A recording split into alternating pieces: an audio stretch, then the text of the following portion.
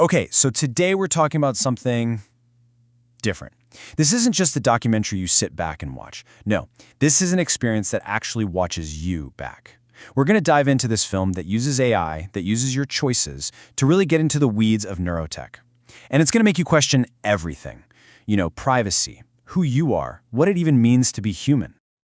Right from the jump, from the very first frame, this thing does something kind of startling. It takes the technology it's all about, and it turns it right back on you. It actually tries to read your mind. So let me just ask you, straight up, can a movie read your mind? I know, it sounds like a totally wild question, right? But this whole experience is built to make you feel, even if it's just for a second, that the answer might actually be yes. All right, picture this. You're watching, a sentence pops up on the screen, and before you can even get to the end of it, this AI voice chimes in and says the exact words that were just forming in your own head. I mean, it's uncanny, right? It's a little bit unnerving for sure. And just like that, you're hooked. You're pulled right into the middle of this whole neurotech dilemma. So you're probably wondering, how on earth does it do that? Well, it's not magic, obviously. It's actually a really clever interactive system. See, this isn't the kind of film where you just sit back with some popcorn. Nope, you're an active participant. You're co-creating the story with every single choice you make. Let me give you a perfect example of how this works. The film hits you with a huge choice. Would you get a brain chip to boost your memory? Now, if you say yes, the story completely branches off. You start exploring all these hopeful stories, patients with Alzheimer's, with Parkinson's, finding new treatments. But what if you say no?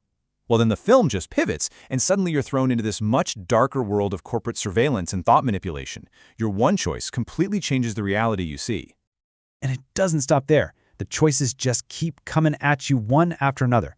The film throws these rapid-fire ethical polls at you, like, for instance, what about military use? Should we be using this tech to create super soldiers? And the cool part is, as soon as you vote, you see in real time how your answer stacks up against thousands of other people watching. It makes you feel like you're part of this huge global conversation happening right now. And then, the questions get even more personal. They start digging into what might be our last truly private frontier, our dreams. The film asks you, would you let a company store and analyze your dreams?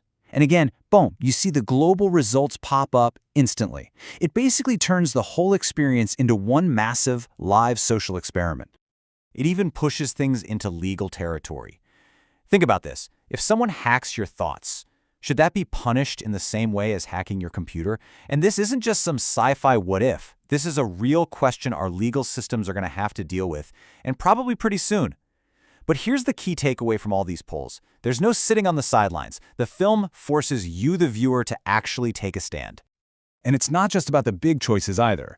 There are all these other layers designed to pull you in even deeper. You've got memory simulation games. You can take these AR and VR tours of labs like Neuralink and MIT. You can even share your own weird mind moments. The whole thing is designed from the ground up to be just incredibly immersive. Okay, so we've talked about how you interact with this film. Now let's get to the what.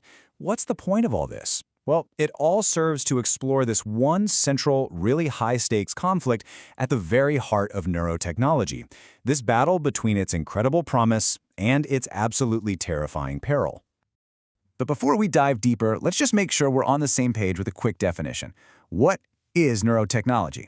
Basically, it's any tech that can directly link up with our nervous system.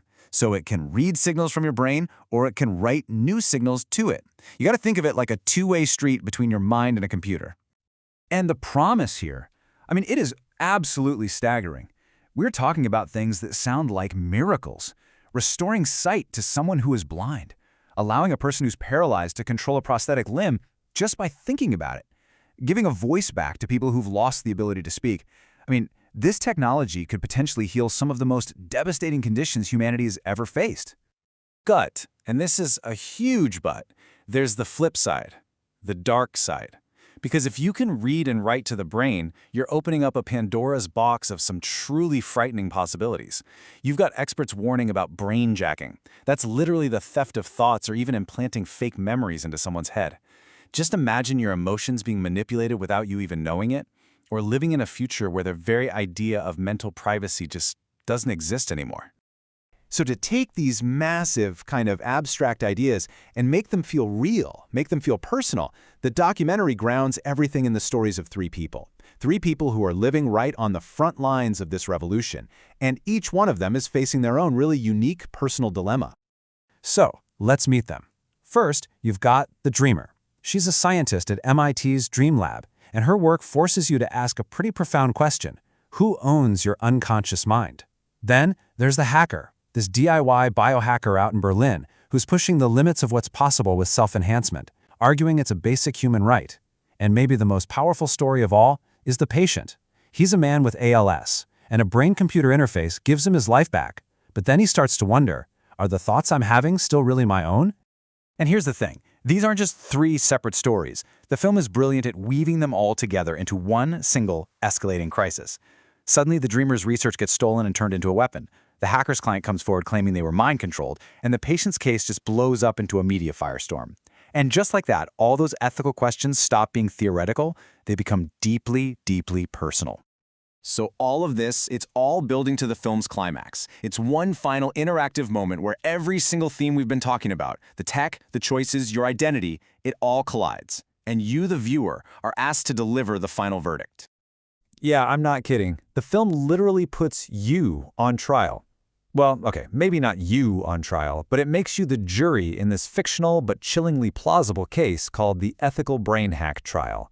Everything you've done, every choice you've made up to this point has been leading right here. So here's the setup. A hacker implants false memories into a corrupt politician's mind to expose all their crimes. So, the question for you is this hacker a criminal who violated the sanctity of another person's mind, or are they a revolutionary whistleblower just using a new tool to fight for justice? It's up to you. You have to cast the final vote. Guilty or not guilty? And get this isn't just another poll. Your verdict determines which of two completely different endings to the film you're about to see. The entire message, the whole takeaway, hinges on what you decide. And no matter which ending your choice leads to, the film leaves you with this one final, really haunting question. When your mind can be read, hacked, and rewritten, what makes you, you?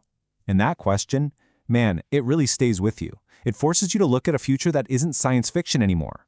It's a future that's kinda already here.